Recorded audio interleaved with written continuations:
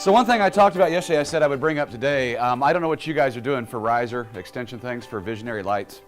I've seen most of my competitors go out there, and I'm not going to pick on anybody or name names, but they go out and they buy 1.5-inch pipe at the big box store, carry it around in their truck, and then all of a sudden, you're putting in a $45,000 lighting system for somebody, and you get busted with a can of Krylon in your hand. I go to a pool supply place that sells solar equipment. They make the black pipe. It's almost as thick as the Schedule 80, like the original risers. It comes in 20-foot length. I just go around the property and measure each one of the areas where the lights are going to go. And then we cut them on site. The regular stakes have a little slit there so that you can just let the wire come out of there and go into the ground. But as you guys know, a lot of times it's not acceptable to have that wire that close to the surface. So every one of ours, we've just got like a little wood template kind of box made up where our stakes set down in it.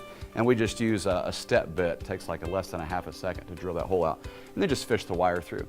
If the riser is too long to get the connection out where you can safely use your drum connectors, we butt connect the wire from the driver to a 16-gauge stranded wire and then shrink wrap that so that it's in here. I talked a little bit about core drilling and stuff yesterday. This is one of my favorite ones because it's an affordable drill. When you have it on the lowest speed with the angle grinder, get a hold of it real firm and take it at a little bit of an angle. Now you want to make sure that you are dead center, perfectly level once you start to drill in there. It's great also for installing the X lights. So I'll take in and go about 1.25 inches deep. That'll accompany the grommet that's on the bottom of the X light.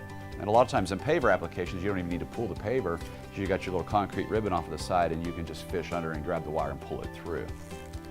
A lot of times there'll be a concrete deck, with the 1-inch pavers on a floating sand deck, screening sand deck. So there's not a place to put your drum connectors, your gas-tight drum connectors, because they are pretty big. And if you guys don't already know, what we do with those is we'll drill the hole for the mini well light, drill a hole adjacent to that, and then take the angle grinder and cut a little track between the two holes so that you can stuff the gas-tight drum connectors into the second cavity.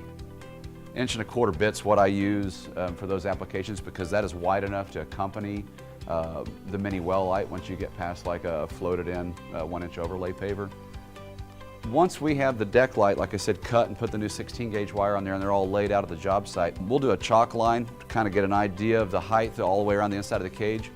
The other thing I was going to mention, especially if you're getting into the core drilling and start messing with that, 90% of the time you're going to be doing dry core drilling. It creates a lot of dust and it's very fine dust.